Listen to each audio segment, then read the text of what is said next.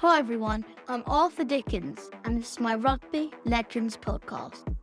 In each episode, I interview an amazing rugby player or coach to get their insight and advice from young rugby players just like me looking to learn and get better. In this episode, I'm speaking with David Flatman, ex-Saracens, Bath Rugby and England prop. Flat's made over 270 appearances for club and country, in arguably one of the toughest positions to play in the rugby team, and with the first generation of rugby union players playing in a fully professional era. Flat is now a highly regarded rugby commentator, podcaster and pundit, and a regular on TV coverage of the Premiership, and he's really funny. I hope you find Flat's knowledge and wisdom as helpful as I did. Enjoy. I remember just hands on my knees, breathing, panting away, just thinking, I love this. I love it so much. I love this fight. And if you find someone who's stronger, then just fight as hard as you possibly can. And if you get a chance to whack him one, whack him one. And that sounds like not good parenting, but it was a slightly different game then. And you were allowed to do those sorts of things and coaches liked it. So it's very, very hard to act natural and be chilled when you know you are walking into a violent situation in a few hours. I think it would be unhealthy to be too relaxed about that. I stayed true to myself. That was the best bit of advice I got. So, David, what first got you into rugby? My dad, it's probably the same old story, really. My mum didn't play sports, really. My dad was a big, stocky boy, like I was. And my dad played rugby, for not his whole life, but he played it growing up and loved it. We're very similar sort of body types. So the truth is that while all sports for young kids, they don't necessarily, they claim to be for all shapes and sizes, and they are. There are some kids who are, they're not built for certain sports. Like I quite like trying athletics or football, or, my sisters used to go to ballet, and I remember thinking, well, I'll have a go at that. And it just wasn't me, mate. So I was big and heavy, big bones. And I think my dad knew pretty early that rugby was the right sport for me. Thank you. And what did you enjoy most about playing rugby as a youngster? I think probably looking back, I enjoyed hanging out with my mates the most, actually.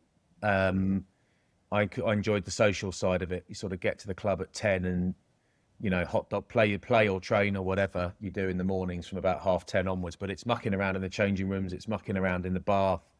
It's, yes, there's a bit of rugby in the middle. It's hot dogs with ketchup. And we had a barman called Bomber at our rugby club, and a very, very big man. And there's a lot of kids, and we all look the same to Bomber, I think. So we used to queue up for our hot dogs, and then we'd run back into the changing rooms, change our T-shirts and go and queue up again and get another one. And he was very, very aggressive about everyone only having one each. I think my record was 4. And who's your best friend? My best friend, that is a good question. I could be wrong here, but no. In my world, my children talk about best friends.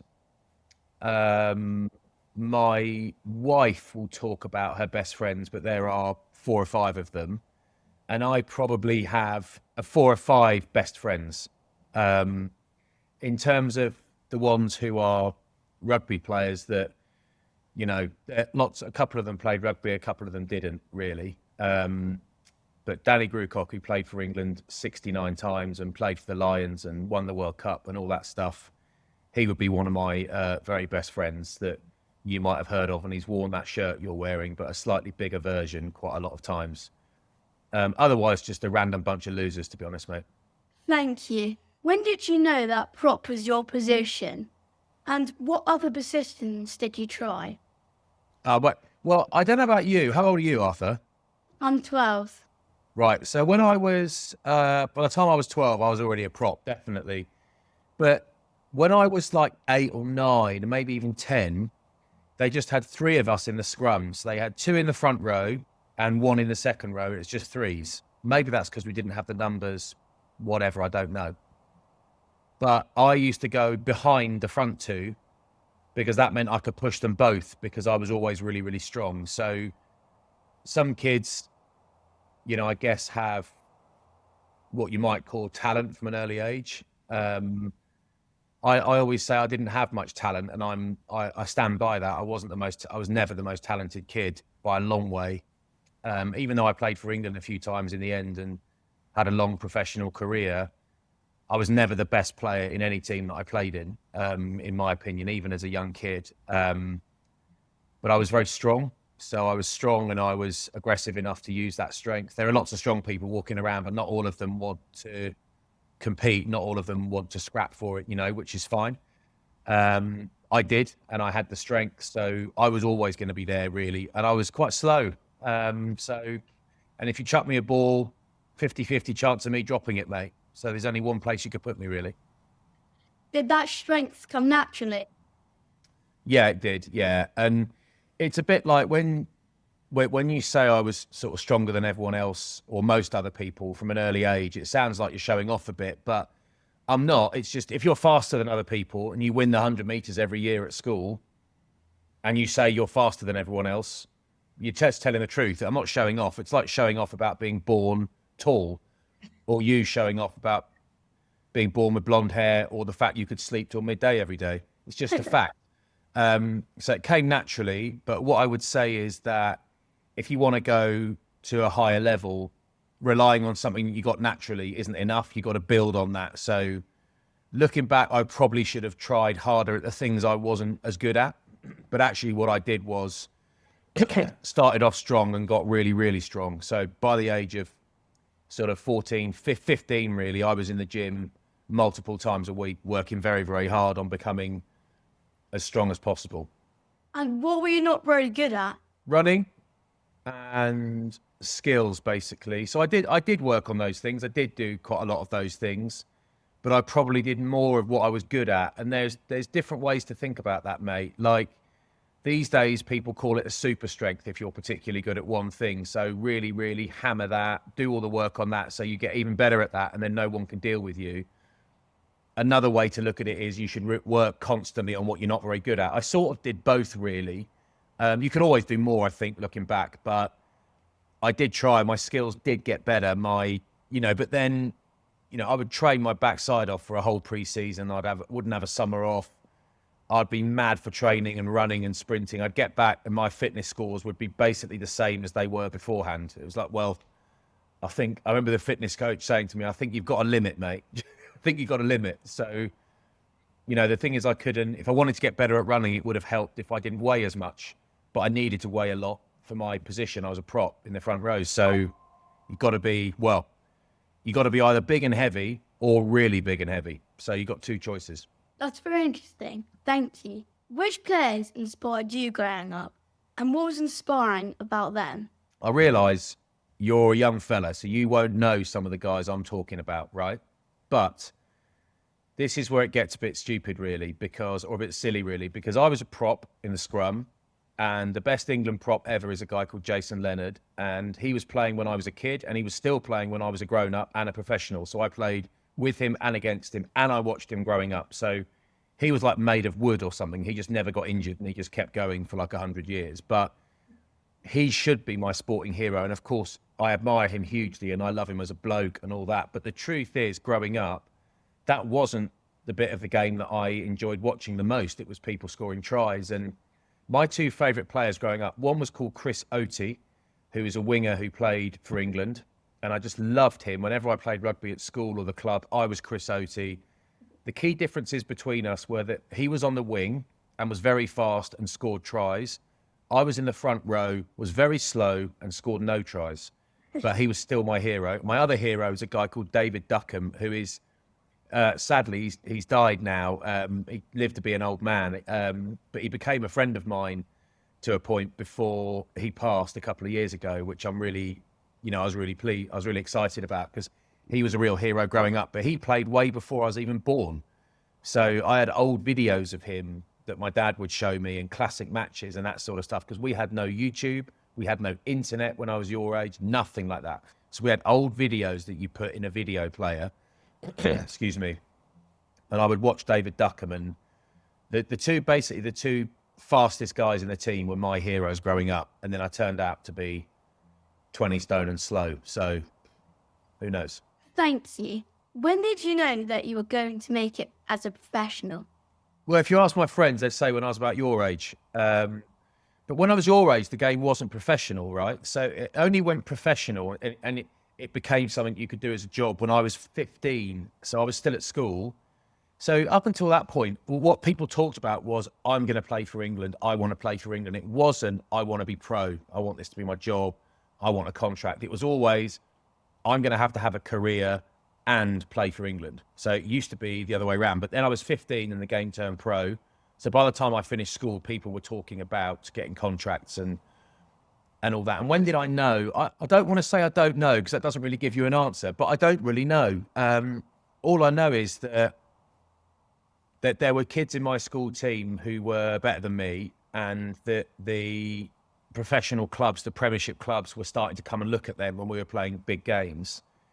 And I remember thinking, well, I just thought, I wasn't going into games thinking I want to get a contract, I want to turn pro. I was going in and thinking, just in rugby terms, I'm not trying to promote violence here, Arthur, but I'd go into games thinking, I'm just going to kill this bloke. And then the next week, I'm just going to kill this bloke. And then the next week, someone's coming along who I've heard on the grapevine has got a contract at Wasps or at Saracens or at Harlequins, and I'm going to kill that guy as well. And then who knows what will happen. And then I went to a couple of trials for like England schools and that sort of stuff. And my dad's a child psychologist, so he's good at communicating things. And he goes, well, you're stronger than everyone else, pretty much. So just try and dominate them as much as you can. And if you find someone who's stronger, then just fight as hard as you possibly can. And if you get a chance to whack him one, whack him one. And that sounds like not good parenting, but it was a slightly different game then, Arthur. And you were allowed to do those sorts of things, and coaches liked it. So that's what I did. And I ended up with a job. What's it like doing sport as a job? And does your enjoyment change? Great question, mate. Firstly, it's a privilege. We're very lucky, and we all know we're very lucky, because it's not a real job in a sense. But that doesn't mean that it's a fairy tale, because it's not. It's very, very hard. So there are some weeks that aren't that hard. They're a bit cruisy, but you get hurt, of course. You get injured, which is, I mean, it hurts, but also it hurts not being able to play. It's a bit like, if you enjoy school, for example, if you get a big injury for 6 months, you've got to go to school, but you've got to be there at 7 a.m., not 9 a.m. Or you've got to be there at 6 a.m., not 9 a.m. And you've got to sit there until the end of school, but you can't say anything. You're not allowed to take part in any lessons, and you also can't go for playtime. You got like break time or whatever. You can't go for break time. You've got to stay in. It's like doing that for 6 months. So technically, you're still at school.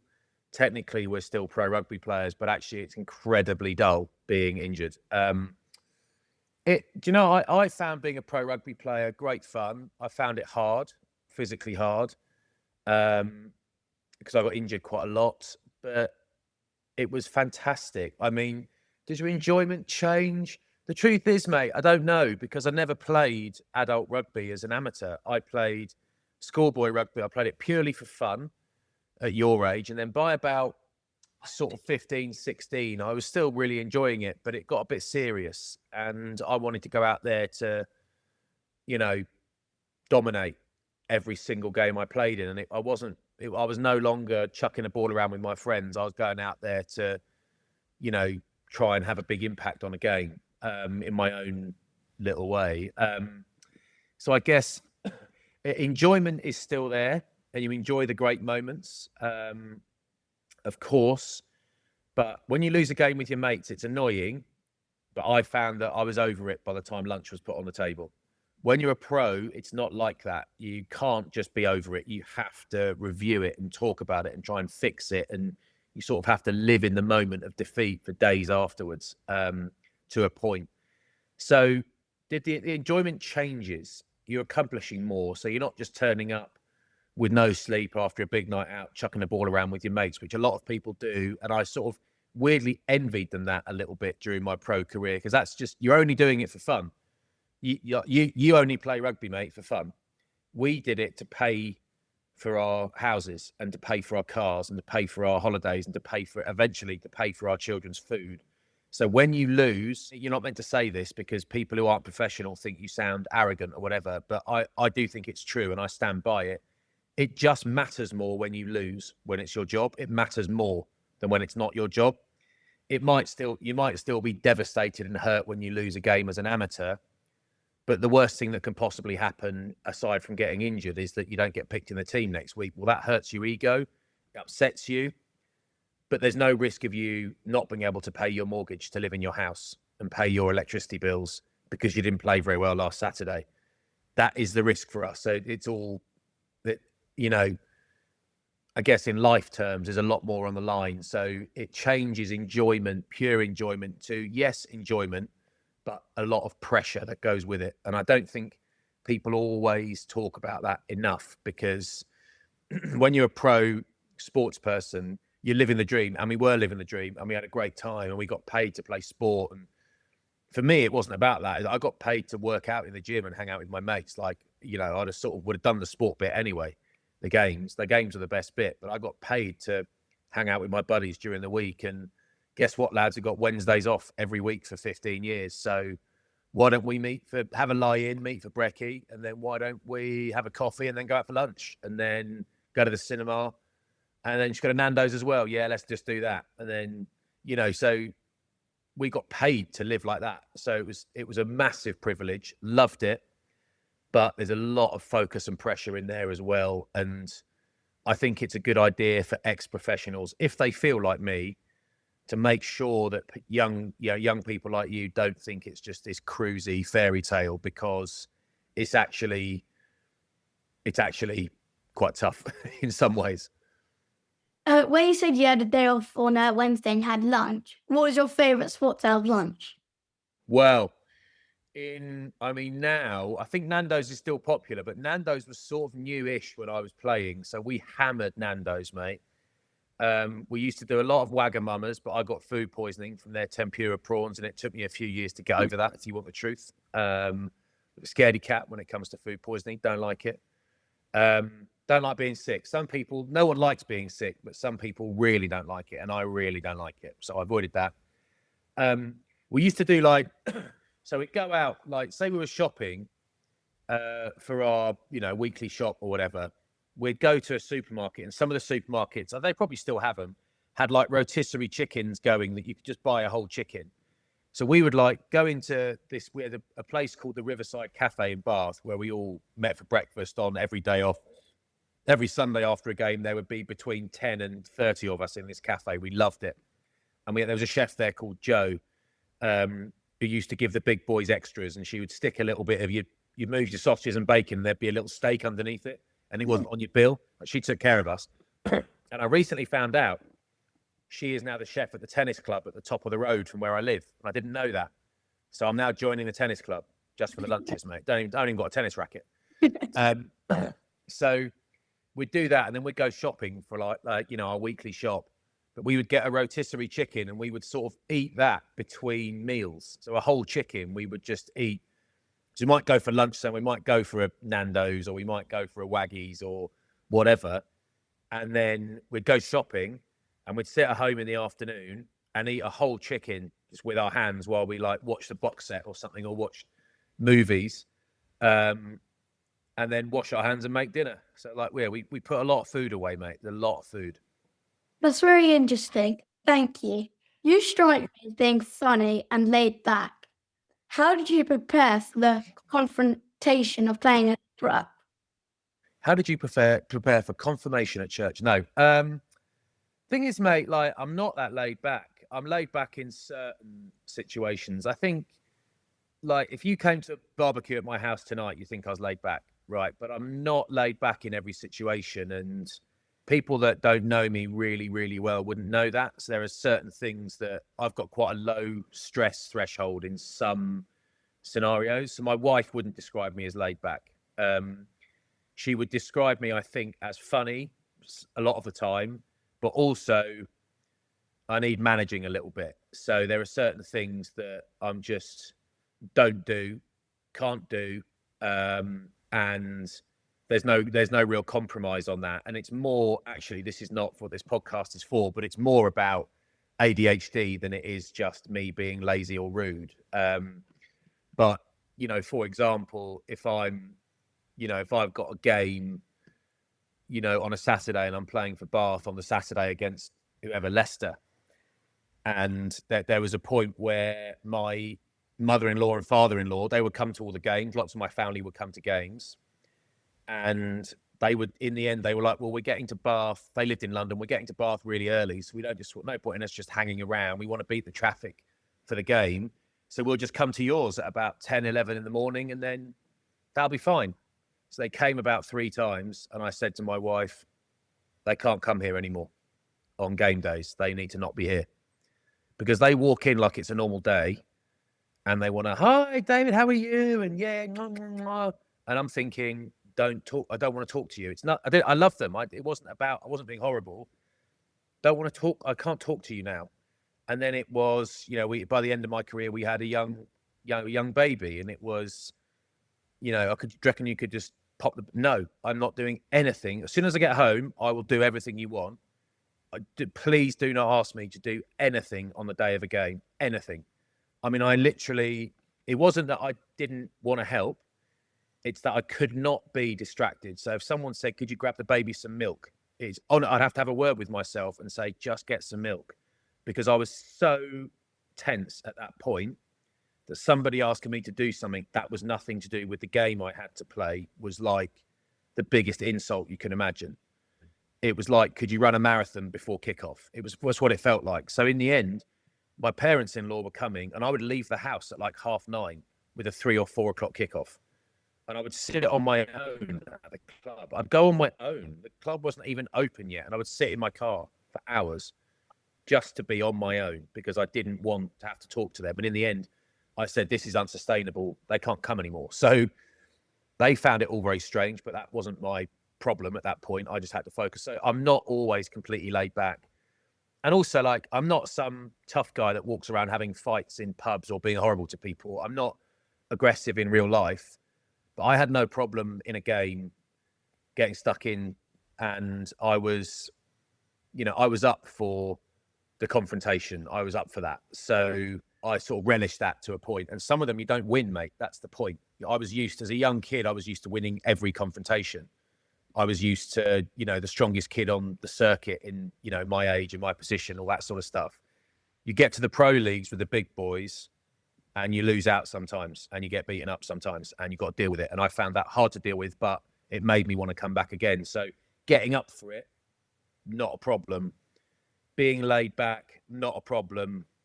Just not on game days. I was not a laid back man on game days. Thank you. If you think, like, nobody likes having a fight, like an actual fight. So if you imagine that you've got a fight today at 12 o'clock, at midday, you've got a fight, and everyone is going to gather around in a field, and you're going to fight somebody from a different school who's your age, and you're going to stand in a field, and there's going to be everyone from your school and everyone from his school cheering and going crazy. How relaxed are you going to be during this podcast? You're going to be thinking about it. How relaxed are you going to be during breakfast? You're going to be thinking about it. That is what it felt like to me. It felt like I was walking out into a physically violent situation because for the first half of my career, the game was a bit like that. So it's very, very hard to act natural and be chilled when you know you are walking into a violent situation in a few hours. I think it would be unhealthy to be too relaxed about that. So I'm going off on a bit of a tangent there, but I thought I would just add it in, mate. That's very interesting. What's the hardest part about playing pro? Running. I found that you can basically, like, if I got you and 9 other lads from your year at school, and I stood behind you all and said, right, all of you run as fast as you can to the end of that track. Whoever's fastest isn't the point, but you can tell that some people move well and some people have to work harder to run at the same speed. That's just nature. I didn't move that well. I was fine, but I didn't move that well. So I found the really aggressive strength, power, confrontation, heavy weightlifting, all that sort of stuff. I like that. My body likes that. So my body liked the force of a scrum. My body liked all that pressure and all that weight, and I could do that. So if you were driving somewhere today and your car broke down at the bottom of a hill, or your car slipped into a ditch on a wet road, I'm the guy you want to drive past because I'll get your car out for you. Because I was born strong and I probably will die strong, right? But when it comes to moving, not so good, mate. Not so good. So we'd do all these like massive scrums and massive weight sessions, and everyone would be like, ah. And I was worried about those. I look forward to those, or full contact sessions where we used to call it bone on bone, where you go full metal jacket. So you go fully at each other like it's a game, but in training. And you can imagine when you're a professional and getting picked means everything, those Mondays and Tuesdays and Wednesdays before they tell you whether or not you're in the team can get quite physical. I love that. It was just when they said, right, we're going to do 10 minutes of running, my heart sank. That is genuinely what I found the hardest. And being injured, I hated being injured because you won't know this yet, mate, but often in jobs, like normal job, you get paid on the last Friday of each month, for example, you get paid. And I remember my record, I once got paid 20 times between games. So I had 20 months injured with one injury. So a year and 8 months. And in the end, I rang the owner who was paying us, and he was on holiday or something. And I just said, look, mate, I'm sitting here at home feeling really guilty. You keep giving me all this money and I haven't played. And I want you to know that I'm really trying. I'm not just sipping cappuccinos, and I am doing that, but I'm also really trying. And he just said, mate, I know you. I wouldn't have given you the contract if I didn't think that. And my contract was up when I was injured, and you don't want to go into contract negotiations injured because they can say, well, you haven't played, your body might not fix up properly, so why would we give you all the money you're asking for? And he said to me, I've been meaning to call you. He'd never called me ever. We got on well, but he said, I want you to know that if your injury isn't fixed by the end of this season, we're going to give you another year on exactly the same money. So you don't need to worry about money. You just need to worry about getting another contract on the same money. And I was still injured, and he gave me a 3-year contract on the same money, which was unheard of then, unheard of. So oddly, when all that stress went away, I got better much quicker. But yeah, getting paid when you're injured for me I found it really cringe. Thank you. Which other position in the scrum did you rely on the most? Second row behind me. So I was a prop, and you got a hooker one side and you got a flanker on the outside. The hooker really relies on the props more than the other way around, because they're big, strong men, but they're not as big and they're not as strong. Otherwise, they'd be props. So, yeah, I relied on the second row behind me, pushing as hard as he possibly could. And it's funny, even at the pro level, you have guys that play international rugby for years and they're not that strong. And it's like, and then you can have guys that never played international rugby and they're strong beasts. And you feel like, I wish the coaches knew how strong they were. But yeah, I always like the biggest, strongest guy possible behind me, please. Makes me look better, see? That's what it's all about, mate. Thank you. What would you say was the worst injury you've ever got? Yeah, that long one I mentioned. I had 5 shoulder reconstructions, so 3 there and 2 there. I had my elbow reconstructed. That didn't work. It was rubbish. I'm now back in physiotherapy and having injections in my shoulders, trying to get my shoulders working again. Will it happen? Don't know. But I tore my Achilles tendon. And your Achilles tendon, at the back of your heel, the bottom of your calf. This sounds mad, but what I really wish I'd done was snap it. I wish I just snapped it in half, because then they would have properly repaired it. But I didn't. I sort of partially tore it and then partially tore it a bit more, and had lots of operations and a couple of operations that didn't work, and then a big infection. So I had to go back into hospital for 10 days with stuff draining out of my foot, and it just went on and on and on. And there was one point where I've been injured for about a year, and people are just like, when are you coming back? Are you ever going to play again? And I was standing on my foot. It didn't hurt. There was no pain. And my mum said, just go up on your toes. And I looked at my foot, and I couldn't go up on my toes. I couldn't even send like the signal to my foot, because it was just dead. My foot was basically dying, and it looked like it was changing color. And I went to And then a guy who played for England called Lawrence Dallaglio, who you might have heard of, he tapped me on the shoulder once and said, "I've just read in the paper that your foot and your Achilles are getting really bad. I've got somebody for you to see." So he sent me to a new physio in London, and that guy saved my career. And he said, "It's nothing to do with your Achilles. Your Achilles is fine. Your ankle's fine. Your nerves that basically send all the signals to your muscles, your nerves are basically compacted, like they're being strangled by scar tissue. So we've got some very, very painful work to do. You're going to have at least one operation, maybe two, but we're going to cut all that away and we're going to free up your nerves again and you'll be able to play again." And he said it's going to take 6 to 8 months, and 8 months later to the day I played again. But it's quite scary being a big, strong pro athlete, looking at your foot and thinking, right, let's make my toes wiggle. And you can't make your toes wiggle. And it doesn't hurt, it's just dead. Like, that is a pretty scary feeling. So luckily we got through that, mate. And luckily now, 20 years on, it only hurts every day. So life's good, yeah? Stay positive. How did the level step up between club and country? Well, I only played for England a few times, but I went on a good few tours and that sort of stuff. But I sort of found it, faster, definitely faster. And there were no soft hits. So every hit was big. But if you're sort of a big fella, that's kind of all right. I weirdly, like, it was just intensity steps up. So if you imagine everything you do, if you had a workout to do after this podcast, right? And you had 10 things to do on a circuit and you tried your best and you absolutely were knackered at the end of it. And then someone came to you tomorrow with the same workout and said, right, here's what you did yesterday. So you're going to do the same again, but you're going to do 5 more repetitions of everything. So say you did 10 of everything, you're going to do 15 of everything. And if your heart rate isn't way, way higher than it was yesterday, then we're going to send you home and we don't want to see you again. So you think you've tried your hardest today, and then tomorrow you think, if my life depended on it, could I actually go harder? Could I try so hard that I might be sick as I'm running and then not stop and then hit the deck and get smashed by somebody and not be able to see straight and think they might have hurt me and think it's hurt me so much that I might be sick again, but you stand up and you go and you go. That is what international rugby was like. And it sounds hellish to a lot of people, but a lot of people really enjoy that. They enjoy pushing themselves that hard. And I enjoyed that. And the games I played for England, I weirdly found like tougher in terms of aerobically, like breathing.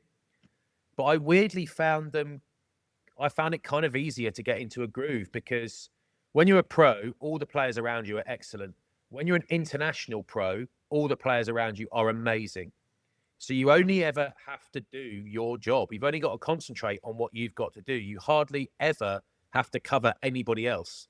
So weirdly, I found it harder physically, but in terms of thinking, I sort of found it easier to get into the rhythm. And I remember being on a field in Buenos Aires playing for England against Argentina.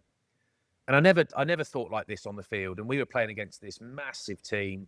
They're one of the best teams in the world then, Argentina. Not as dominant now, but they were then, especially as a forward. And the forward pack was one of the best packs in the world, rather. And it was such a brutal game. It was such a brutal fight. And they were really aggressive guys, let's just say that. And I was young. And I remember there was a break in play. And I remember just hands on my knees, breathing, panting away, just thinking, I love this. I love it so much. I love this fight. Yeah, the intensity goes up, but so does the feeling of satisfaction, I think. That's very interesting. Who would you pick as your line starting props? Easy. Ellis Genge. Well, not easy, actually. Ellis Genge, loose head. And it's either, well, the 3 tight heads, Furlong, Stewart and Beelum, I think have all been really good on this trip. Beelum in particular has stood out for me. I think he's been excellent. I think he's got more of a chance of being in the match day 23 than a lot of people are giving him credit for. Actually, I think he's been great. I just said easy at the start of this answer. I reckon I would start with Will Stewart and I would bring Tyg Furlong off the bench, but quite early in the second half. And if that didn't have sufficient impact, then I would swap Tyg Furlong and put him in for the second test. Thank you. How do you think the series will go? I think the Lions might well win it 3-0. And while that sounds great, I would actually, just as a fan, you know I work in the media now in rugby, but just as a fan, I would actually rather Australia got off to a great start, and if not beat the Lions, certainly get into them and take an early lead. And I just want a bit of drama. I don't want the favourites to just run away with it. They do, because it's their job to run away with it if they can, and that would be great for them, and we'd all celebrate it. I want the Lions to win the series, but I want it to be properly tight. I would like it to be 1-1 going into the third test, and I would like it to not know who's going to win the series with 10 minutes to go. That's really what I want from the series. Thank you. With the Lions squad coming together for the first time, how do you reckon they build? How do you build trust between players? I think there are a couple of ways in, especially in rugby, that have kind of worked over the years, and one of them, some people sort of shake their head at. Some people think it's a bit silly, but one of those things is actually having a few beers together, and maybe a few too many beers together. And as a pro, you can't have too many beers before a game, because it affects you physically, and you get too much body fat, and you get dehydrated, and you're exhausted, and there's too much carbohydrates or sugar or whatever. I think for a tour like this, you can actually throw those rules out the window a little bit. I think you've got to. And I think the lads need to properly get to know each other, and quick. And as you get older, you'll realise that one of the ways to get to know people slightly better is when you've had a couple of beers, because your inhibitions, your barriers dilute a little bit, they reduce a little bit, you're a bit less guarded, you're a bit more relaxed. So I think that's one really good idea. Another way is there'll be all sorts of exercises designed to build trust, but you can go there. Some of them work, but they don't have much time, right? Another way is to train together, but train unbelievably hard together. So you go to what we call a horrible place together. So, there's a bloke on my street here in Bath who plays for a local rugby club, and he goes training every Tuesday, Thursday night. He plays every Saturday. How hard does he really try? Quite hard. And he loves it, and he has a great time, and he's 42 years old, and he's still playing. So good for him. But there's something different between doing that and training your absolute guts out and laying it on the line with people to see where their limits are, to prove to them how hard you will push yourselves for them, and they will then prove how hard they will push themselves for you. It bonds you together. It's almost like the military in that sense. It's not as severe because the stakes aren't as high. It's only sport. It's not life, but it's not life and death. But I think having a few disgustingly difficult training sessions, a few inappropriately late nights out together, where you've got to find a way to get up and train the next morning, and it's minging, it's disgusting, but you've got to do it. They are the things that bring people together, and ultimately nothing brings a team together like playing games. So the games are thick and fast at this stage of the tour, and actually that's really valuable, because you can basically mess it up and get another chance 3 or 4 days later. So you haven't got to wait and stew and all that sort of stuff. So I think that's how I would do it. And I think without you'll always trust somebody better the better you know them, because there'll be less, you'll be wondering less about what they're really like. So I think that's where socializing, it doesn't have to be with beers, but socializing as much together as possible. So not 30 lads in a team room on their phones. Actually get that away, actually spend time getting to know each other, because you're always less likely to mistrust somebody that you know better. The training thing for me is really important. So it's twofold. I just need to know, if you and I are training together, Arthur, I need to know that you are willing to be sick down your shirt and keep going for me, because then I've got no choice but to do that for you, and it bonds us together. That's very interesting. Thank you. What wisdom do you have now that you wish you had when you started out in the game? Great question. Thought about this a lot privately. Don't think I've ever talked about it. One is, you called me laid back earlier. One is chill out a bit. Not getting picked for every game is okay. Missing the odd training session because you're sore is okay. Relax a little bit. Remember to enjoy it a little bit. That'd be one. So don't waste so much time being tense and aggressive and snappy and anxious. Don't waste so much time doing that. And the other thing was, what we spoke about earlier.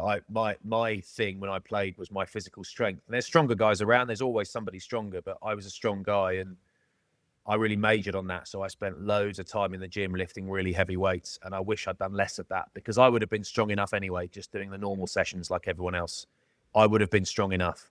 I wish I'd spent more time doing movement, Pilates, stretching, running, flexibility. I wish I'd spent more time on those boring things than I did. I was really a weightlifter who played rugby at weekends. And I wish I'd focused less on brute strength and more on all-round athleticism, because I would have been a better player and I think I would have got injured less as well. That's very interesting. Thank you. What is the best piece of advice a coach has gave you? Oh, one of my first England sessions, one of the coaches, I won't name him because it's not fair. He gave me the worst piece of advice I ever got. So you didn't ask me that, but I'll tell you it. He said, what it's all about. And I said to him, oh God, he was leaving. I said, you're off already, are you, mate? So you've only just got here, mate. It's only breakfast time. And he looked at me, and I'll explain it if you don't understand it. He looked at me and he did the money sign like that. And he said, minimum input, maximum wedge. And that's what he said. And he was hugely successful, this guy, in a number of sports. And he said, I do the least I possibly can for the most money. That was what he said to me. And I was like a 19-year-old player. And I was like, that is quite a piece of advice. But one coach said to me once, he rang me and said, I'm not allowed to tell you this, but they're not going to pick you for England for this tour, for this Six Nations. And I was only young, but I thought I might get picked. And I said, why not? And he said, well, I'll tell you this off the record, but they think you're too cocky. And I said, why is that? He said, it's partly I'm always making jokes and making gags and that sort of stuff. He said, it's partly that, and it's partly your car. And I said, what do you mean my car? He said, they think your car's over the top. I had a nice car. I've always had nice cars, right? And if one day I can't have a nice car, I'm happy not to have one. But if I can, I love cars as much as I love rugby and sport. I love cars. And I know they're not cool to talk about. I know people roll their eyes at dinner parties when you mention cars. So I don't. I keep that largely to myself if I can.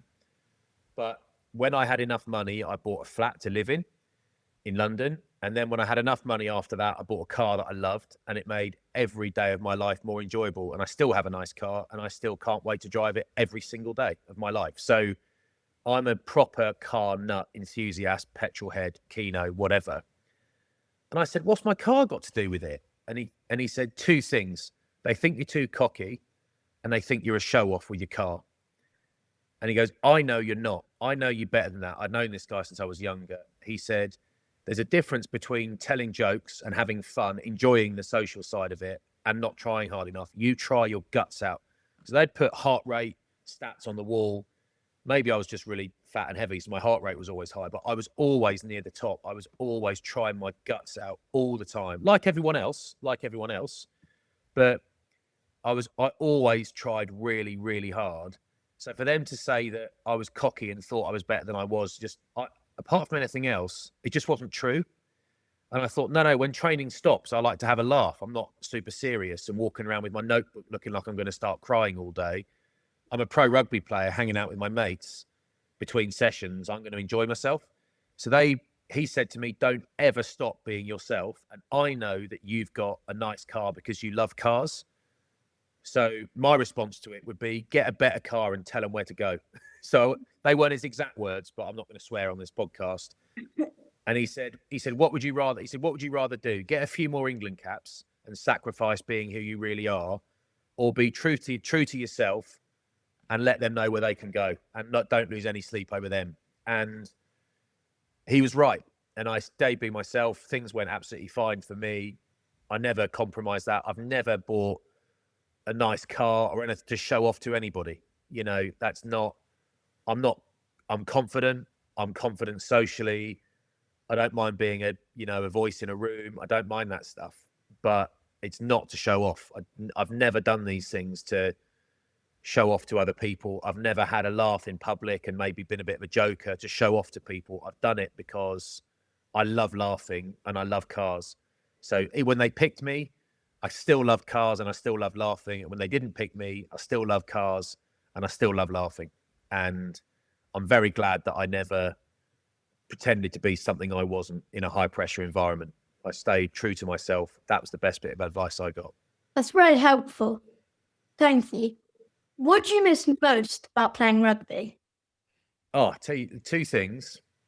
I miss getting paid to work out, which sounds crazy, but I love being in the gym. I love it. And I've got my little girl, my toddler is poorly today. So my wife is downstairs looking after her. And when we finish this podcast later, she'll go to work and I'll have my daughter for the day, which is absolutely fine. And I'm, very happy to do that. Of course I am. But I think she's faking it, by the way. But anyway, I've got her. But that means I can't go to the gym today because it takes over. When you're a professional, that's not an option. I'm going and I've got 2 hours at the gym, full stop. So there are quite a lot of days now. Yesterday was another one where I fancied going to the gym and I couldn't because stuff didn't work out. And getting paid to go to the gym, I loved, because I love going to the gym and to have no excuse not to go. The other bit was like, I don't know what you're like, mate, but when I was your age and even from a young age, I liked wrestling and smashing around and not necessarily falling out of trees and stuff, but I wanted to get hold of people and wrestle them and fight them and collide with them and smash about and take it a bit too far. That's the only thing I miss about playing rugby is really aggressive physical contact, like collisions, getting hit and beaten up, and the next morning feeling like I've been hit by a train. I miss that. I miss being physical, because you can't be physical in the real world. Go to prison. Quite rightly. So I've got ideas about sports I'd like to play, like, jiu-jitsu. I'd love to do wrestling and grappling, but my shoulders are so useless that I can't really do it. So I find myself missing physical contact. Yeah. That's what I kind of did for my brother. Is it? Yeah, exactly it, mate. And the thing is, like, you love it. Say you're 25 and you're playing for Harlequins or you're playing for Bath or Exeter Chiefs and you're getting paid money and you're doing it on a Wednesday morning. It's exactly the same. It is exactly the same. It's just your job and everyone's bigger, but you're bigger as well by then. So you're used to it. So you wrestling with your brother is exactly the same as you wrestling with a professional when you're a professional. So, if you wrestle with a pro rugby player now, you'd be in trouble, mate. No offense. You look like you've had a big breakfast, but not big enough. But, it's not the same. It's all relative. So it's exactly the same feeling that you enjoy doing now. Doing that for a job as a grown-up is really rare. It's unusual, but it's really cool. Thank you. What's scarier, popping down against a seasoned international or interviewing a player on live TV? I kind of enjoy both. Scarier, I don't find either scary. Probably the interview, actually, because you don't know what you're going to get back. And you've got other things to think about. You've got timings. You've got directors and producers in your ear, people in your ear telling you things. You've got someone giving you a clock, a countdown. You've got to listen to all that, and you've got to try and respond to the person who's talking. So you're listening to me now, and you're responding to me. But that's all you've got to think about. But if you had your mum and your dad and someone else you didn't know and someone else you had an earphone in your head and they were talking to you, and they were saying, ask this next. And they were saying, stop him. It's too late. Rap. They call it wrapping up. Rap. Arthur, you need to rap it. And I'm still talking and you can't stop me. And the ad break needs to come on. Stop it. Right. Stop it. No more questions. And then I say, well, and actually now you think of it, you've got to stop me. And then if you've got a question you want to ask, you've got 3 questions you want to ask, and it's live TV, millions of people are watching. You ask me a question, and I give you an answer, but then I carry on, and I basically answer what you were going to ask me next. You've got to think on your feet, right? So it's constantly changing the whole time with loads of voices. Whereas in a scrum against a big, horrible geezer, I know exactly what he's going to do, because he's going to try and fold me up like a deck chair. So I've got to try and do the same to him. And there is nothing else in the world to think about at that point. Like if my wife was having our baby at that point, if you're going into a scrum, the only thing you think about is the scrum. There is nothing else that can distract you, because if you do get distracted, you'll get folded up like a beach towel, mate. So you got no choice. So that single-mindedness, very scary is one word, very confrontational. You find out a lot about yourself in those situations. But yeah, if I had to pick one, neither's that scary. I enjoy them both. But there's more to think about doing an interview than there is hitting a scrum. It's easier on the body though. Thank you. Aside from rugby knowledge, how did your playing career prepare you for this? I think the word, you won't know this yet, mate, but the word banter, people don't like the word banter anymore, because banter can mean that you're saying unpleasant things to people or inappropriate things to people, and they're offended by it. But you can say, hey, it's just a joke, it's just banter. So they're not allowed to be offended by it, but of course they are. So banter is a word that people don't like, but I think it probably is the best word for the rugby environment, because not to survive, but kind of to survive in the changing rooms, the dinner rooms. It's not this brutal environment where people are treated awfully. It's not. People are treated nicely and they're treated how they want to be treated. But to get the most out of that environment, you don't want to sit in the corner for 15 years looking at Instagram. You want to be part of the group. You want to be having a laugh with your mates. And I think it keeps you sharp, So, even now, like I was at Wimbledon the other day and I put a picture on Instagram of me and my wife. And straight away, I've got two lads, one who played for Ireland and the Lions, one who played for Wales and the Lions, hammering me on WhatsApp about my outfit. Look at the bows on his shoes. Look at the bows on his shoes. Your bows are too big. You look like a clown. One foot's bigger than the other. You've got no socks on. You look an absolute, I won't say what they said, ridiculous. Stripy shirt. You look like a sailor. Land ho. Like ahoy, ship ahoy. And they're hammering me. Why have you got your wife's trousers on? Your trainers look battered. Having a tough time, are you, mate? Do you want me to lend you some money to buy some new trainers? You're a joke. And it's like straight in. Before I've even, I posted it, and then I got in the car to drive home. And before I'm home, my phone is full of it. And it's all fun and nice and all that sort of stuff. But it keeps you sharp. Like, all that stuff keeps you sharp. Like, you might walk into home and they'll say, "Half, mate, what's going on with the hair? What's going on with the lid? Let's talk about it." And you can say, "Shut up, mate. At least I got some hair. You wish you had hair like this." And I might say, "You need your roots doing, mate." And you say, "You got no roots, mate. You got hair on your shoulders and your back, mate, but you none where you want it. You got none on your head." So it's all it's not all taking the mickey out of people or making fun of people. A lot of it is laughing along at the same things. But I think it really, really keeps you sharp. Like, it really keeps you sharp. And you're around people who know a lot about the game, some of whom know more than you do about the game. And you've also got to be humble and say, "I thought that." And they say, "No, you're wrong." And you say, "Okay, now you've explained it. I think you're right." So it prepares you in lots of ways. You've got to be absolutely sure of your opinion, but open-minded enough to concede that your initial thoughts, however strongly you held them, might not be right. You've also got to be funny to a point. You've got to be ready to chat quick and be quick and ideally witty. And some people are better than others, but that's how it prepared me. I love this. If you could have your rugby career all over again, what position would you choose to play? Mate, my genetics, I could only play one position. My genetics, I couldn't play anywhere else when I physically couldn't.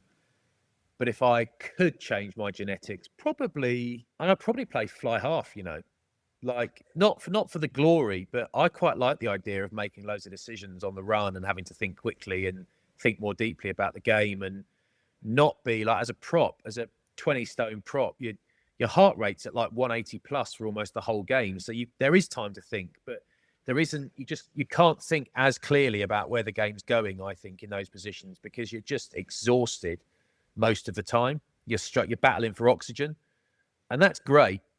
But I quite like the idea of having a bit more time to think and execute things on the field. So maybe a number 8, because that's a nice position. I think you can just roam around hammering people and carrying a bit of ball. Quite like that.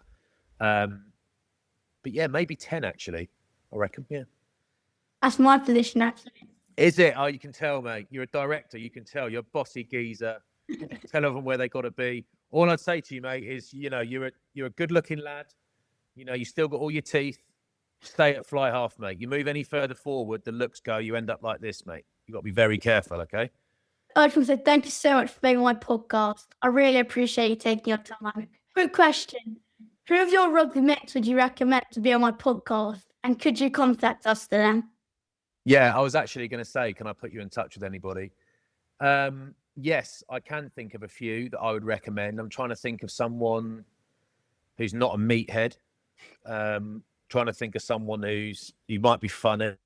Tom Shanklin played for Wales 70 times, and he played for the Lions. He got picked for the Lions twice on 2 tours. He's a hell of a player. He's a legend. Danny Grucock played for England a lot of times. He might be an interesting one, because not a lot of people see Danny anymore because he doesn't do TV, he doesn't do media. And it might be, I don't know if it's the sort of thing you want on your podcast, but Danny's a really great bloke and he's really lovely and he's really relaxed. But Danny is probably the most violent player who ever played rugby for England, right? He didn't play 100 years ago. He played in the professional era. He won the World Cup in 2003 with Johnny Wilkinson and Martin Johnson. Danny was a really, really good player, but he was only partly there for his playing. He was also there because he enforced certain rules and standards on the field. And if anybody from the opposition stepped out of line, they knew that Dan was there, and it might not end well for them. So if you did your research on Danny, you would have some interesting stories about when he's been sent off, when he's had fights and done naughty things and what he thinks about that looking back. But also, you'll do your own preparation, mate. I know you will. But also, he was a serious player, so seriously good player. So people think of the violence and they almost forget how good he was. But you don't get 69 caps because you're good at fighting. You get 69 caps because you're an unbelievable rugby player. Multiple Lions tours as well. You just don't do that if you're not a special player. But he also had the other bit, which was he was quite good at fighting people, and quite keen to do it. So Danny might be a good one. What do you think? That would be brilliant. Thank you. Okay, we can do that. Thank you so much for doing my podcast. I really appreciate you taking your time. You've been amazing. Pleasure, mate. You're running a very good podcast here, mate.